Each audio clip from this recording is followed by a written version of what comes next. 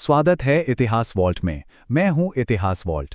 आज हम एक ऐसी सेफ खोलने जा रहे हैं जो हिस्ट्री की किताबों में छिपी हुई एक सच्ची मास्टर क्लास है।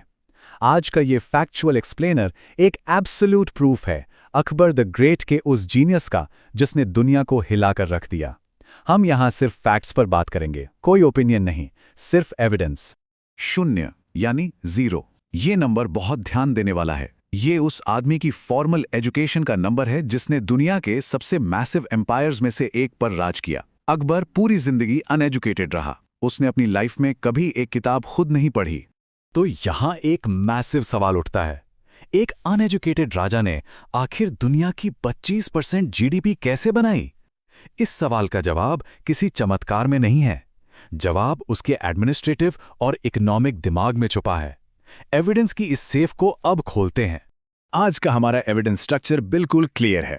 इन 5 पॉइंट्स पर फोकस रहेगा। पहला, इलिटरेट किंग्स लार्ज इकोनॉमी। दूसरा, राजपूत अलायंस पॉलिटिकल स्ट्रैटेजी। तीसरा, जिजिया टैक्स और रिलीजियस यूनिटी। चौथा, नवरत्न रॉयल थिंक टैंक। और पांचवां, 25% ग्लोबल जीडीपी। फोकस सिर्फ और सिर्फ एडमिनिस्ट्रेशन और इकोनॉमिक्स पर होगा। पहला सेक्शन है इलिटरेट किंग्स लार्ज इकोनॉमी।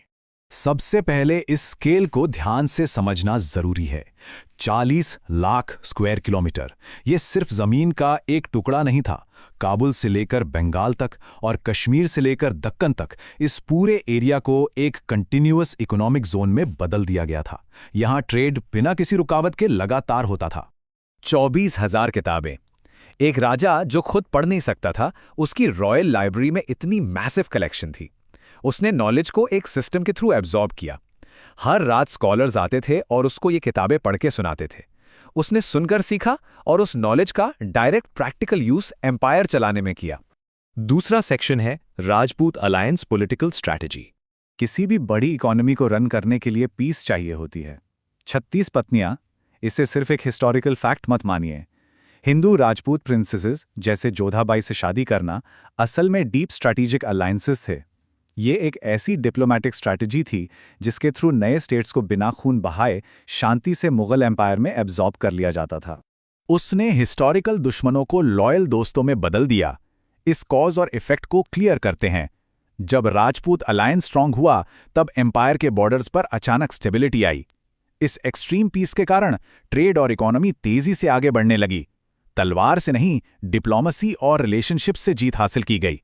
तीसरा सेक्शन है जिजिया टैक्स और रिलीजियस यूनिटी। 1556 इस साल सिर्फ 13 साल की एज में वो राजा बना। राजा बनते ही उसने रिलीजियस टॉलरेंस को एक इकोनॉमिक और यूनिफाइंग टूल की तरह यूज किया। उसने जिजिया टैक्स को पूरी तरह हटा दिया। ये एक रिलीजियस टैक्स था जो सिर्फ नॉन मुस्लिम्स पर लगता था। जिजिया हटने का डायरेक्ट रिजल्ट ये हुआ कि हिंदू और मुस्लिम आपस में जुड़ गए। करोड़ों लोगों को मैसिव इकोनॉमिक रिलीफ मिली और उन्होंने इकोनॉमी में ओपनली पार्टिसिपेट करना शुरू किया। ये हिंदू मुस्लिम यूनिटी का एक एब्सोल्यूट मास्टर स्ट्रोक था। एक ट्रू हिस्टोरियन हमेशा दोनों साइड्स देखता है। एक तरफ थी ग्रेटनेस, रिलीजियस इक्वालिटी, आर्ट का गोल्डन एज और जिजिया का हटना। वहीं दूसरी तरफ थी एक्सट्रीम क्रूएलिटी, चित्तौड़गढ़ में हजारों सिविलियंस का मैसेकर और वॉर के दौरान एक्सट्रीम रूथलेसनेस। यूनिटी बनाई जरूर गई, पर कई बार उसके जीतने के मेथड्स बेहद ब्रूटल और हार्श थे। चौथा सेक्शन है नवरत्न रॉयल थिंक टैंक।